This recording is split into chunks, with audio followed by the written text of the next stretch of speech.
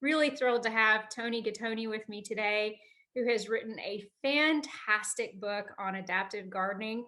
And Toni, thank you so much for being here.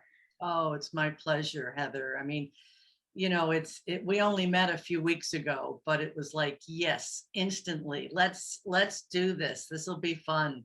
I, I I I so enjoy sharing um, the ideas that are in the book.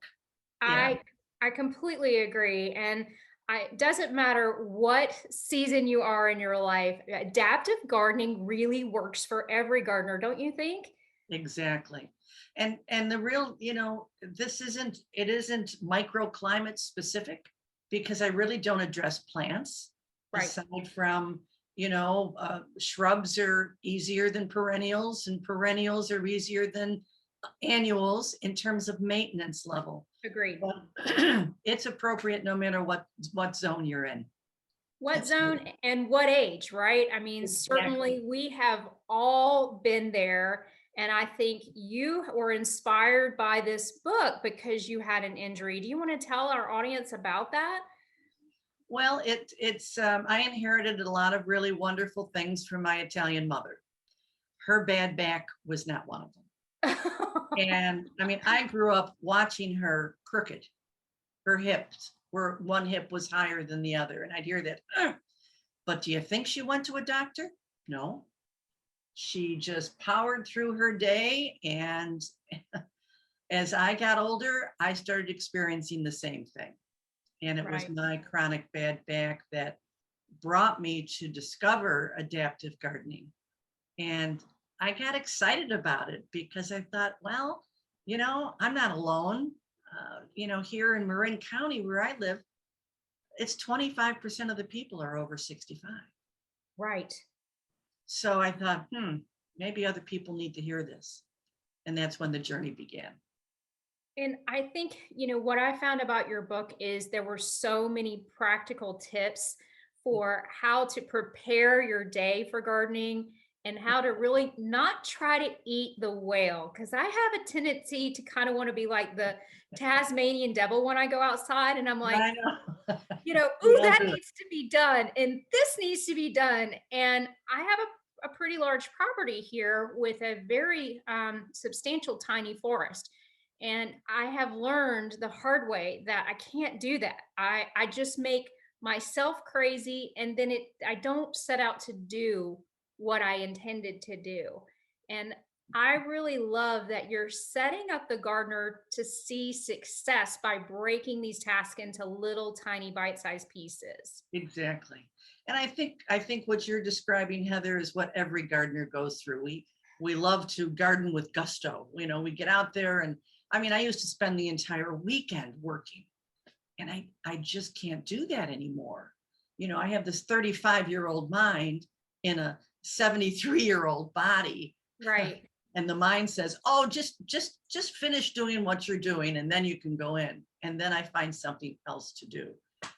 And it's about getting to that place of saying basta, which means enough, you know, and just take it one step at a time. And I mean, I don't mean to sound like, we're old and we can't do what we used to be able to do. That's not it. But I think it's a matter of being conscious about our bodies. And when you get that first idea, that tweak of like, that's when you should stop. Don't keep pushing. I completely agree. I'm a snow skier too, and I've learned don't do that last run. Like, Yeah, you're same thing. tired, call it a day because the last run is when people get hurt. And I Yeah, think that's probably good advice for us gardeners too, because if you're like, oh, I just need to do that one more thing, that's probably when you're going to get hurt because you've pushed your body a little too far. And you exactly. sort of have a pre-game with hydration and sunscreen and all of those things that make your time more productive. But I have a question for you What's is that? how do you keep all of those things together? What is your secret squirrel for making sure that you go out to the garden and it's all right together? Well, when you're saying together, what do you mean together? So do you carry it in a garden apron or do you Oh, have a cart or how do you, because I have a tendency to like come back and realize, oh my gosh, I Okay. left so and so in the house, and oh no, now I've left my gloves over there and somewhere. How do you keep your things together? Because certainly having your cell phone and your water and your sunscreen and your gloves, it's just a lot, right? To try to keep. Yeah, yeah. I have a couple of things. If I'm going to do a master gardener project, or going to somebody else's garden, I've got a pretty good sized tote that I can put everything into. But I've got smaller ones that, I really try to anticipate what are the projects I'm going to be working on and what gloves am I going to need. Do I need like the fox glove that is great for, deadheading, where you can really feel the difference between a live leaf or a dead leaf? Or am I going to be going near my roses or my lemon tree that I have thorns? And if that's the case, I'll bring my long gauntlet gloves. Um, and I've always got my pruner. I've always got my a weeder, because you never know, you'll run across a couple of those, right? So I really try to anticipate and bring everything with me so that I don't have to keep going back and forth. Right. And I learned that lesson the hard way. Okay. So I invested in a garden apron a little over a year ago, and it is like a waxed cloth so that it keeps the water off of you, it keeps the dirt off of you, but it's got lots and lots of pockets because I have a tendency to leave things here, there, and everywhere because I'm kind of running around trying to do too much, as we talked about. So I liked your idea kind of that, making sure that you have all of these things with you, Sure. including a cell phone in case something were to go wrong. And You your water know, bottle. and a water bottle for Yeah. sure. Yeah. Yeah. Well, dehydration is such an issue. And Right. as we go into the summer, wow, this is when people can really hurt themselves if they don't keep themselves hydrated. Yeah. And I thought you made a good point of making sure you were hydrated prior to even going out into the garden. And that's a very easy tip to overlook because you are thinking about what you've got to do next instead of preparing. So I love that you gave that tip because it's a really important one that a lot of times we forget. Well, and I think the other thing that's really important, before you go out to garden, is to warm it up. And I included in the book a number of exercises that would be really good for gardeners to use. Um, but if you're not into exercising, do some yoga, do some tai chi, whatever it is, or turn on your favorite music, so that and dance for 5 or 10 minutes. The main thing is to get your body so it's warmed up, because once you get out there, you tend to forget about it. You lose that consciousness, and so you're doing that same repetitive movement over and over, raking, whatever. And if you can warm it up before you go out, and then switch it up by not doing that same repetitive thing for more than maybe 10 minutes, stop and do something else that uses a different body part. That to me is the secret to a successful day in the garden, where you don't regret it that night.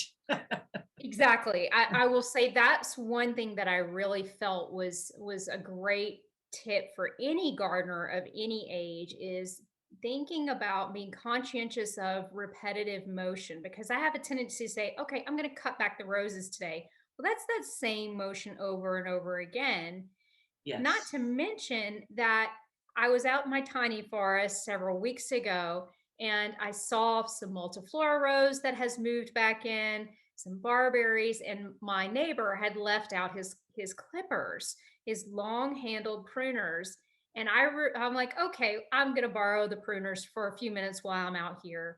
And I realized very quickly something that you said that resonated with me, which is always invest in a good pair of pruners because these suckers were heavy. And in about 10 minutes, I thought my arms were going to fall off. And I'm like, this is terrible. I'm going to go back to my own house and get my own pruners because I'm literally like hurting in my Sure. forearms because they were too heavy for me. Sure. Well, an idea that a friend of mine who has a fairly large piece of property, what she has done is that she put postal mailboxes out at various sections of her garden. And she invested, and she has an extra pair of gloves and an extra pair of pruners that she keeps in each of these post boxes. And so there's always something close by. I love that idea. I saw that idea actually at Mount Cuba. It is a garden just across the Pennsylvania line in Delaware, but it's an extremely important garden because it is a native garden, with the exception of primulas, which is a whole story in and of itself. Okay. The point was is she did exactly that. She had mailboxes, but hers weren't for her pruners. They were for notes for the gardeners of, here's what I'd like you to do there the next Yes. time you're here. Yeah. So I like that idea too. I don't know I that I do can too. afford that idea, but I like it. If you're lucky enough to have a gardener, why not? Right? Yeah. Right? Just leave Yeah. them little love notes throughout the garden of, please take care of this next time you're here. So Yeah. No, that's great. So you talk a little bit about how gardeners sometimes get in their own way. Can you give us a Mhm. few examples of that? Well, I'll use my mom as an example of how she ignored her pain. And there's a lot of gardeners that will do that. They'll just kind of power on through. They're not willing to admit if they have ability issues, if they have pain, and they're certainly not willing to ask for help. Gardeners were a very stubborn lot. And we, it's that, again, that 35-year-old mind that keeps saying, yeah, I can do this, no problem. And so when you ignore the pain, you're actually going to be creating more of it. And so I think you do a great disservice by not gardening consciously, so that you can, we all get so, so intent on changing our garden every spring. It's like, oh my gosh, I've got to rearrange my containers, I've got to replant these seeds that I've never done before. And we have to get to that place of saying done is better than perfect. Completely agree. And I think too, it's about moderation in that if you don't like a task, don't do it. Like just Don't do hire it. it out. Right. Don't schlep my own mulches anymore. I have converted a bunch of my beds this year to the no dig technique. Yay. But I needed yards and yards of mushroom compost brought in. I did not have it brought in. I had them dump it where I wanted it and I spread it. But I Right. just learned that that's not something I really like to do, is to move wood chips around and move, so hire that piece out and then do what you really like to do. Exactly. I think it's really Exactly. important because you want to enjoy it at the end of the day. It doesn't want to feel like too much work. Well, I think that's what happens, especially in springtime, because you want to get all these things done. But what's really important is that we get to that place. I mean, what if we had 6 months to live? Would we keep working, working, working? No, we'd probably be enjoying. Right. And I think it's important that we get to that place of saying, you know what, I once had to take a tree out, and my beloved fig tree, and because it was the right plant in the wrong place, and my immediate thought was, okay, what can I put in place of it? And it was like, no, I'm not going to put anything in place of it. I'm just going to spread some more mulch. And we don't need to keep bringing in, flats and flats of more plants and more seeds.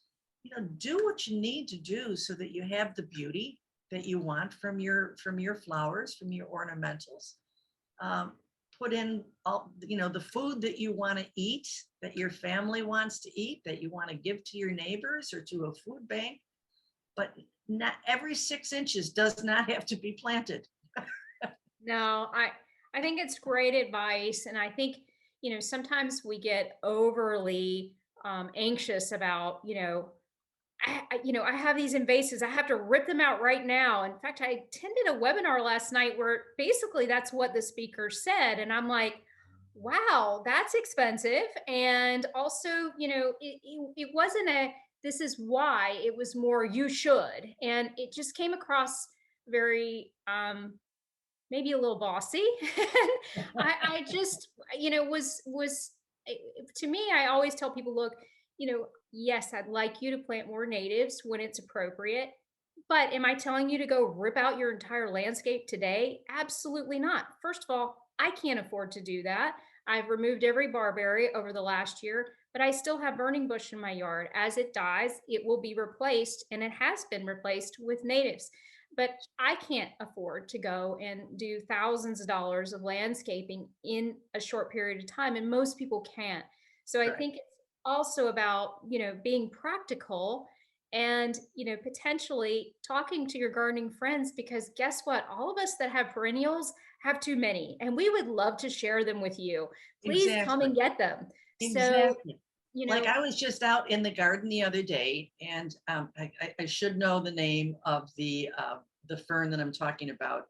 The common name is the mother fern, okay, and it puts out these amazing, gorgeous fronds, and then all of the little babies. right. And I started cutting back because it was like, gee, I haven't pruned these in a while, and they were kind of starting to smother a rhododendron that's starting to bloom. Gorgeous purple flowers are coming up. So as I was cutting back, I thought, well, I'll take these puppies Right. and I'll plant them along my west wall where it's pretty shady. Well, I have hundreds of them, and I barely touched all of them for sure. And I thought, I'm going to put an ad on Nextdoor.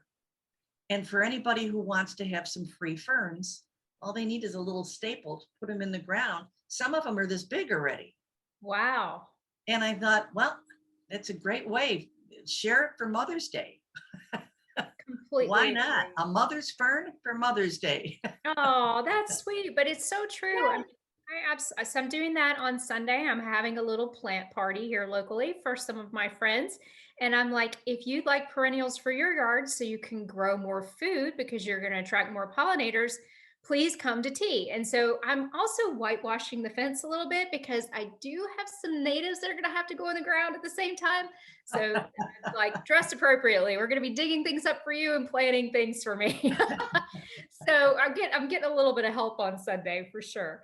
But you and I were talking about, certainly this pandemic has shown us that things aren't guaranteed, but we have found that people, and I'm on the clinical research side, that people that had COVID, 80% of them were vitamin D deficient. So you talk about the health benefits and the mental benefits of gardening. Can you talk a little bit more about that?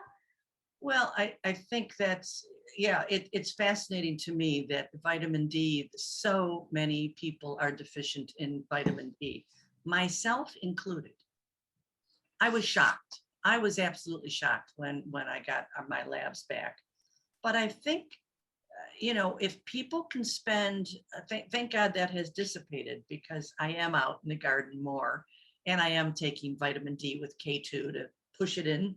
But besides that, gardening is amazing because especially during the pandemic, we had a rough year, not just with the pandemic, but politics as well. And I look at gardening as the perfect antidote to the news. Whether, I mean, there were some days where it was like I didn't want to turn on the news. I would grab my pruner and go outside so I could absorb some vitamin D. Because, when you're out there, the magic to me of gardening is that when you're out there, the only thing you can think about is that plant inside of you, that plant in front of you. Because you want to know, gee, do you have a bug? Is there an insect problem going on? You forget about everything else that's happening. And that is just the mental process, the emotional process that you go through when you're out there, knowing that you're helping these little babies these little babies grow up and be tall and mature and healthy plants, there's a great sense of satisfaction and accomplishment. Go over to a friend's house and bring her some hand-picked lettuce or some tomatoes or squash, whatever it is you're growing. That, to me, that's the real joy of sharing. And for seniors, growing your own food is a great way to save on your budget. 100%. And certainly Yeah, food has really risen this year in terms of costs. We still have, as you exactly. saw just a month and a half ago, we still have supply chain issues. Texas fell apart when they had an unexpected freeze. And Right. I kept thinking to myself, if everybody in Texas had a cold frame right now, they could at least walk out in their backyard and have something to eat. So that's certainly something that I really promote as a native plant gardener and a pollinator gardener, is that if you will put pollinator plants in your garden with your vegetables, you're going to get more vegetables. And the first season I did that, I had so many tomatoes and cucumbers and squash. I called my neighbors and like, if you don't get over here, I am going to ring your doorbell, leave you a bag, and I'm running away. Because it's overwhelming. According to the clinical research, you will get about a 30% increase in yield. So it's really important to think about putting things in your garden that will increase the presence of your native pollinators, and that your wildflowers will be different than mine. Sure, sure. Well, which are your three favorite? So I usually direct people to the National Wildlife Federation website. Mhm. Doug Tallamy, who is a entomologist here in the state of Pennsylvania, worked with his research assistants, and they created a database that anyone can use. So nationalwildlifefederation.org, native plant finder, you put Good. your zip code in, and they tell you the top 5 plants to host the most pollinators for your ecotype. So, but in my area, those 5 include oak trees, which, if you're a bird, looks like a buffet. Oak trees can host up to 500 caterpillars. I also have New England aster and goldenrod for the fall, but we're in early spring right now. So my goal is to try to attract as many pollinators as possible. So you'll see in my insectary, which lines my fruit tree wall, a lot of crimson clover in bloom right now, which the bees are so attracted to. As well as I leave like my nettles and my all of our spring ephemerals are in bloom right now. So while Mm, they last a very short time, they're very important for our native pollinators. So it's a nice, treat to see them emerge and forage. nice. Yeah, How about beautiful. yourself? What do you see your pollinators visit the most? Well, it's definitely my the veggie, my kitchen garden. I have an elevated raised bed that is overflowing right now. Oh my God, it's yeah, we all tend to do this, right? Where you tend to overplant Oh yeah, and you forget how big the plant's going to be. Yeah, I'm guilty still as guilty of charged. that after all these years, Right? But I also have issues with birds that keep eating my broccoli. Oh And no. unbelievable. Birds and squirrels Yeah. that Mine is keep a attacking. Mine is a groundhog. He lives in my pollinator garden. He has made himself a nice little home right in the wall.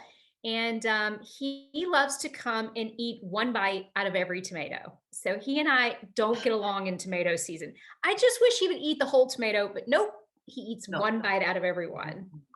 Oh, that's amazing. So That's a new amazing. system is going in. I'm really excited to talk about it on my YouTube channel. Some of the Garden Com members told me about it, but it's a gentleman that lives in Maryland who's created a really cool system from Garden and Trellis, where it's like Tinker Toys or Legos for gardeners to create fences and support. So mine goes in on Sunday. I can't wait, and I can't wait to tell you what I think. But really excited because me and Mr. Groundhog are going to have to fight over my tomatoes this year. Oh, that's great. That's So, great. what you have a great list of some of these adaptive and ergonomic tools on your website. And I certainly want to make people aware of where they can learn more about your book and those tools. Could you tell them more about how they can sign up for your newsletter and where they can find those recommended tools? Sure, sure. It's my website is tonigattone.com, and that's Toni. Last name is Gattone. Looks like Alyssa is now putting that up. So you can order my book on my website, and if you order the book, I will sign it, I will personalize it, and I will send it to you or your mother for Mother's Day. Oh, it's a great idea. Yeah, and of course I've got all the tools there as well. But I do want to mention that I have a contest going on this week Okay. that is sponsored by my publisher, Timber Press, and we're giving away 5 books. Oh, right. Yeah. So if you go to either my Facebook page, which is The Lifelong Gardener, or my Instagram page, all you have to do, there's just 3 rules, is like my page, follow me, and tell me in the comments what one thing your mom has done that's demonstrated resilience to you, Oh, whether that's in the whether in the garden or in her life. Okay. On Sunday, I will announce the winners. And on Monday, if we can communicate via direct message, you send me your mailing address, I'll sign it, I'll send it off to your mom, and she'll have it in time for Mother's Day. fantastic. And for the people backstage with us, we have put that Facebook link in the comments. So you'll be able to quickly click over there and hopefully you'll be one of the lucky winners there. So, Sure. certainly I have heard from some gardeners that I'm just too old to garden. It's just a thing in the past for me. What would you say to them, Toni? Well, I think more than anything else, it's really critical for them to look around to other gardeners, other friends that they have. And because the whole concept of being resilient, we've learned a lot last year of how to be resilient, of how to adapt. And to me, those are the 2 key elements to aging, is to learn how to grow that resilience muscle so that if something doesn't work, get creative. Find other ways to get it done, because there's always another way. And when we get our challenges, whatever they may be, whether they're physical, financial, emotional challenges, find ways to adapt to it. The old expression from the 90s, go with the flow. I think that's what this is all about, is that we've been flowing one way for a long period of time, and then something happens and we get diverted and we can't keep doing it that way anymore. So accept what it is, accept it and correct it. I think that's Me. fantastic advice because Yeah, thank you. certainly, Thank you. you're right. You're like, life is short and you should do what you want to do and what makes you happy. And I know how much joy the garden brings me. And, really that peace of mind that I can grow food for my own family and at the same time provide wildlife habitat so that we can have more pollinators in the garden. So we had a question backstage about how can we order more copies of your books for gifts and friends. And Alyssa has put up the link of how to purchase your book. Oh, beautiful. Thank So you.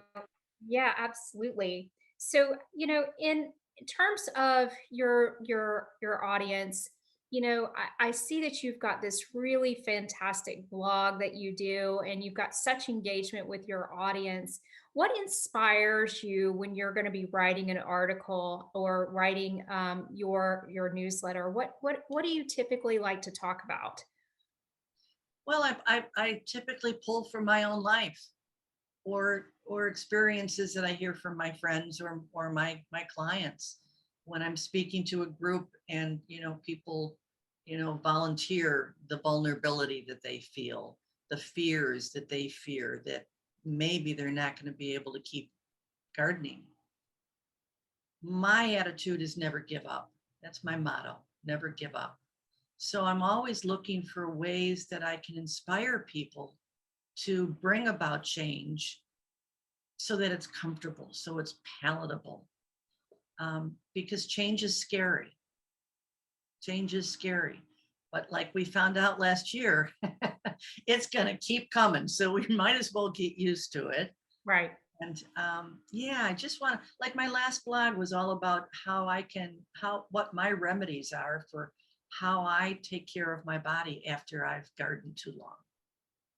And so, yeah, it's wanting to share what works for me, because I know there's other people out there that are going through the same thing.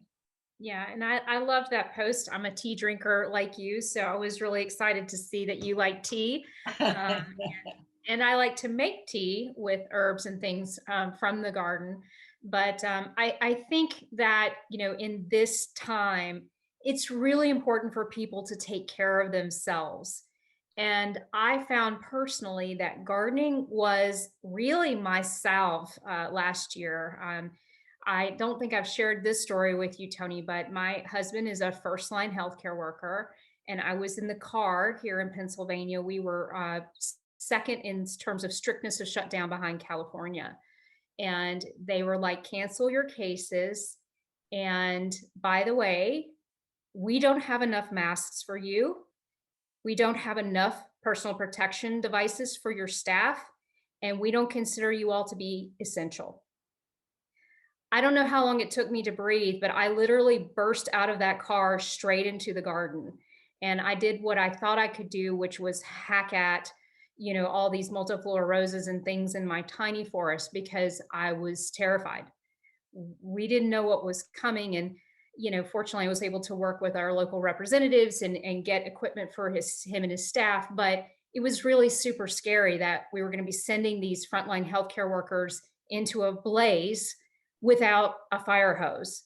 And I was scared. I was really scared. And I found that the garden made it so I could breathe again. So, I want to encourage people if they're feeling overwhelmed, and it's easy to get overwhelmed right now, to Yeah, just yeah, go for a walk in the garden and yeah. just spend a few minutes, make yourself a cup of tea and enjoy what you're seeing and smelling right now. The viburnum, which you see behind me, is so intoxicating. It's such a delight to walk around the garden, but use it as a way to heal. And it really, I think it saved me last year because I was really afraid for him. Well, yeah, I can imagine it must have been frightening beyond belief. I but I wanted to share with the listeners out there is that, even if your garden, maybe you don't even have a garden, or maybe all you've got is a tomato plant and some basil. There are public gardens everywhere that, are reopening, still bring your mask, but at least then you can go out and be with beauty, get that vitamin D, and you know involve your senses so that you're smelling, you're seeing, you're feeling, feeling a piece of dusty miller. I don't know if you grow that on the East Coast, but there's so much enhancement that you can get from being in a garden, whether it's yours or a public garden. I think that's the ticket to I, get through, because we're not out of the woods yet. yep. We're definitely not out of the woods yet. And the I think world has changed so much. We can't control what's going on out there, but we can control what's going on in our garden. agreed. And I think that's great advice. And we did a lot of that here locally with our, our state parks were still open. So we took that as an opportunity to go and see them because very often we would be the only ones there. So it's a great time of year to get out and see and you can experience your gardens, whether they're, like you said, local or your state. So I want to certainly open it up this, this webinar on for our folks backstage to answer any questions that you might have. So you'd be able to put those in the chat while we come to a close. But I just want to say, Toni, I'm so thrilled that we did this, and I really appreciate you sharing your book and your ideas with my audience. I think this has been a really great opportunity to talk about responsibly gardening so we don't hurt ourselves, so I can garden for a lot more years to come. Sure. And we've gotten some great comments. Thank you for the webinar and people wanting to order your books. That's really, really exciting. So, so for Mother's Day, do you have plans? For Mother's Day, well, this year I may be seeing you. I'm hoping that's the case. We're going to try to incorporate Toni's garden into my trip so I can take a little guided tour through her garden. Oh, yeah. It won't take long. It's pretty small. That's okay. But we call it our estate. People will come over and Tim will say, shall we take them on a tour of the estate? Yeah. Okay. Well, I'm looking forward to the estate tour. Guy for sure. Well, I appreciate your taking the time, Heather. This has been really lovely, and I wish you all the best, and I wish all of our gardener friends out there the real joy of being able to garden with ease.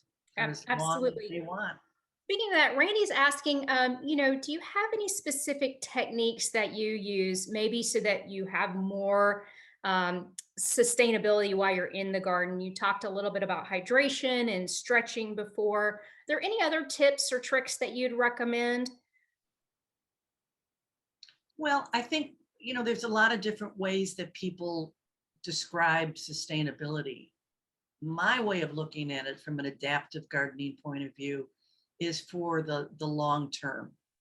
So, as I mentioned before, we don't always have to keep putting in more and more plants. We can just put down some mulch. Of course, using more compost. You don't necessarily need to fertilize if you're incorporating compost. The whole idea of looking at your garden so that it's not only accessible today, but for all of your tomorrows. And so that you're always looking towards less maintenance, less digging, like you talked about, right? Hello. I don't know what took so long to figure out you don't have to dig. But the idea of being able to have your garden in a way that you're comfortable and you're safe. Okay. You don't want to get up on a ladder. Especially if you have a power tool in your hand.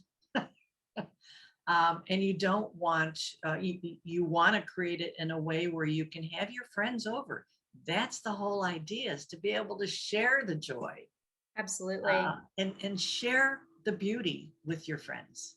And I think you said something really important, and I wanted to reemphasize that even if you've just got a pot with a tomato and basil in it, that's a garden. And as a pollinator gardener, I'm going to tell you, if you can put a native plant in there too, awesome. Because we don't need to have, a big yard or a big garden to be able to help either feed yourself or feed our native wildlife. And Mount Cuba does a nice job of that. If you're looking for inspiration, they do native garden planters to show you that this is possible to do it on a porch or patio. My favorite thing to tell people to do is, and I saw it actually on your website, is that you grow things in strawberry pots, and I do too. I grow lots of herbs in strawberry pots right outside my kitchen door, one for me and one for the cats, because they of course love catnip, but also too because our pollinators love those herbs. And bonus, they keep away mosquitoes. If you're planting lemongrass and other smelly herbs like lavender, they don't like it. So it keeps them away from my porch, which I'm happy about because I'm a mosquito magnet apparently. So, so I think that, your recommendation and advice is a good one, is that you should be very careful and not be climbing ladders, hire that out, only be using step stools, and definitely not power tools, Yeah, on that type right. of elevation. Well, ask your friends. Who do they use? Right. What kind of chores do you have them do? Reach out on Nextdoor and Yep. ask for a recommendation for, we have 6-foot hedges out in front. And, it makes me crazy if my husband's going to get on a ladder, Right. with a power tool. It's like, I'd rather have somebody else do that. So, Exactly. yeah, It's smart. And same thing with like gutters and so forth. It just isn't worth the risk. And certainly we want everybody to be safe and remain safe. So if you're getting to the point where some of these tasks are probably above your capacity, that's okay to hire it out. Or if it's something sure. like I told you I don't like to do, I have no hesitation in having someone do it for me so I can focus on what I want to do and be proud of that piece. So Exactly. Yeah. yeah. I think people, gardening can be very empowering for people. And I think, we get caught up in the chores of what we have to do. And if we just look at it from that emotional, mental, physical benefits that we gain from gardening, not to mention the senses and the beauty of it. There's to me, it's the best hobby you could possibly have. I agree. I Yeah, absolutely agree. I'm a little addicted to it. I can't help it. Well, I'm going to join your club. I feel that way too. So, Yeah. well, thank you again for joining us. Our time is wrapping up here. If you are interested in learning more about adaptive gardening, I highly recommend Toni's book. It is a fantastic read, regardless of your age. And if you're looking for additional tips and tricks, my YouTube channel is Garden Thoughtfully. And I would love to have you join us there. We just filmed over the last few weeks a seed starting class, and that will be going up. And you can request a seed starting guide at info@gardenthoughtfully.com. So thank you again. We're super thrilled to have you guys join us here, and we hope we can have you back sometime, Toni. Thank you so much. And don't forget about my Mother's Day giveaway, book giveaway. That's right. Mother Day book giveaway by going to Toni's Instagram page or her Facebook page. And we hope that you will join her there and garden thoughtfully. Take care, Toni. Thank you, Heather. Take care. Bye now. Bye-bye.